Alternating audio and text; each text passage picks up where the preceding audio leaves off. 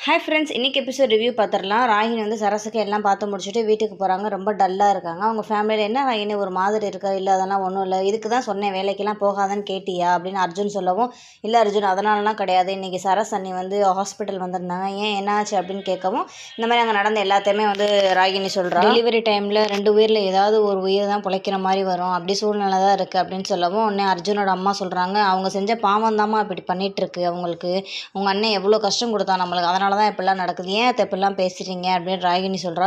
உடனே அர்ஜுனோட மாமா சொல்கிறான், ஒரு உயிர் என்னம்மா 2 உயிருமே போனாலும் கூட போகும்னு சொல்லவும் ராகினிக்கும் இருந்துச்சு, அண்ணே என்ன பேசுகிறீங்க, எதுக்கு இப்படிலாம் நீங்கள் தேவையெல்லாம் பேசிகிட்டு இருக்கீங்க, நானும் இன்றைக்கி என் குழந்தைய உயிரோடு இருக்கோம்னா அதுக்கு தமிழ் அண்ணன் மட்டும்தான் காரணம், அவங்களுக்கு நல்லபடியாக குழந்தை பிறக்கணும், இனிமேல் இப்படிலாம் பேசாதீங்க அப்படின்னு சொல்லிட்டு ராகினி போயிடுறா. சீனில் தமிழும் நமச்சியும் கம்பெனி போகிறதுக்காக பைக்கில் போயிட்டு இருக்காங்க. அப்போ நமச்சி வழியில் நிப்பட்டி, தமிழ் என்னப்பா மூஞ்சியே சரியில்லை ஒரு மாதிரி இருக்குது அப்படின்னு நமச்சி கேட்குறான்.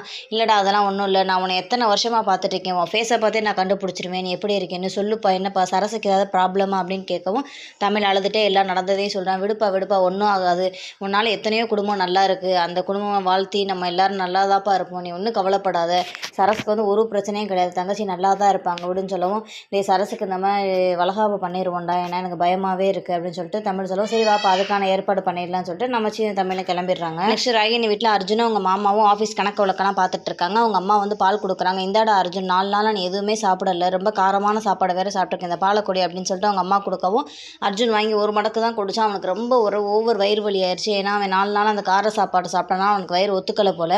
ஐயோ எனக்கு ரொம்ப வலிக்குதுன்னு சொல்லிட்டு ரொம்ப அழுகுறான். ராகினி வந்து உடனே வந்து ரூமுக்கு கூட்டிகிட்டு போய் படுக்க வச்சு செக் பண்ணுறா. 4 நாளாக நீங்கள் சாப்பிடல, அதான் அல்சர் மாதிரி ஆயிருக்கு அப்படின்னு சொல்லவும், உடனே அவங்க மாமா டக்குன்னு வளர்றாரு, அந்த எல்லாமே 2 பேரால தாம்மா, அவங்களால தாம்மா எல்லாமே வந்துச்சு. என்ன சொல்கிறீங்க 2 பேரா? நீங்கள் ஸ்டேஷனில் கேட்டப்போ எத்தனை பேர் இருந்தாங்கன்னு தெரியலைன்னு சொன்னீங்க.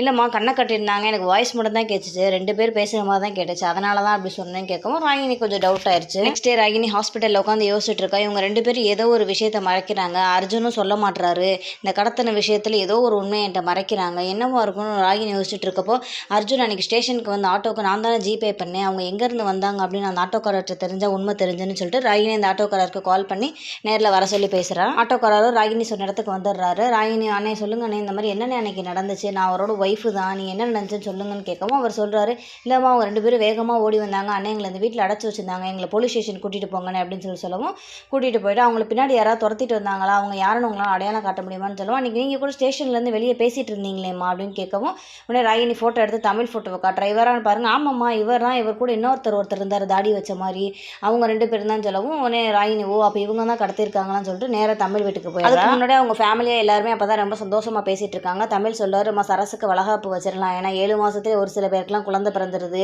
நம்ம முன்னாடியே பண்ணிடலாமான்னு சொல்லவும், சரி எல்லாரும் பேசி ஓகே பண்ணிவிட்டு அப்போ தான் ரொம்ப சந்தோஷமாக இருக்காங்க, ஏன்னா சரஸும் அப்போ தான் ஹாப்பியாக இருப்பாங்க. ராகினி அப்போ தான் கரெக்டாக வீட்டுக்கு வர. உடனே ராகினி வாமா வீட்டில் ஒரு நல்ல விஷயம் பேசிகிட்டு இருக்கோம், சந்தோஷமான நேரத்தில் தான் நீ வந்திருக்க அப்படின்னு நமச்சி சொல்லவும், ஆமாம் நீங்கள் எல்லோரும் சந்தோஷமாக இருங்க, என் குடும்பம் எப்படி போனால் உங்களுக்கு என்ன, நான் நல்லா இருக்கக்கூடாது, அதெல்லாம் தான் நீங்கள் பண்ணிகிட்டு இருக்கீங்க அப்படின்னு சொல்லிட்டு ராகினி வந்து ரொம்ப கத்துறா ஓவரா. நீ எப்போ பார்த்தாலும் இந்த மாதிரி பேசிகிட்டே தான் இருப்பியா, எதுக்கு தேவையே இல்லாமல் வந்து இப்படி கத்துற, அர்ஜுனை நீங்கள் 2 பேரும் தானே கடத்தி வச்சுருந்தீங்க, எனக்கு தெரியும், பொய் சொல்லாதீங்க. நமச்சி இல்லைம்மா ஒன்றும் புரியலை நீ சொல்கிறது, நீங்கள் ஒன்றும் நடிக்காதீங்க, அர்ஜுனுக்கு நீங்கள் டார்ச்சர் பண்ணி அவருக்கு கார சாப்பாடெல்லாம் கொடுத்து அவருக்கு இப்போ வயிறு எவ்வளோ புண்ணாயிருச்சு தெரியுமா, அவர் உடம்பெல்லாம் எவ்வளோ காயமாக இருக்குது தெரியுமா, ராகினி ரொம்ப ஓவராக பேசுகிறா. உடனே தமிழ் பரவாயில்ல, நான் நினச்ச மாதிரியே ஆயிடுச்சா, அவனுக்கு அப்படி தான் ஆகணும், அப்போ நீ தான் கடத்தி வச்சேன்னு ஒத்துக்கிறியா, ஆமாம் நான் தான் பண்ணேன், அவன் என் ஒய்ஃபுக்கு எவ்வளோ இது பண்ணி டார்ச்சர் பண்ணி கொடுத்தான், ஜெயிலில் கார சாப்பாடெல்லாம் கொடுத்து, இப்போ அதோட விளைவு என்னன்னு உனக்கே தெரியும்னு சொல்லிட்டு ராகினியை பார்த்து கேட்குறான். ஏன்னா சரஸுக்கு வந்து இந்த மாதிரி டெலிவரி ஆகிற டைமில் ரொம்ப கிரிட்டிக்கலான சிச்சுவேஷன் இருக்குல்ல, அதை ராகினி தான் பார்த்தா, அதனால் அவளுக்கும் தெரியுது. உடனே ராகினி ரொம்ப அமைதியாக இருக்கா. ஓவராலாக இன்றைக்கி எபிசோட் இதான். நெக்ஸ்ட் எபிசோட் ரிவ்யூவில் பார்க்கலாம். பாய்.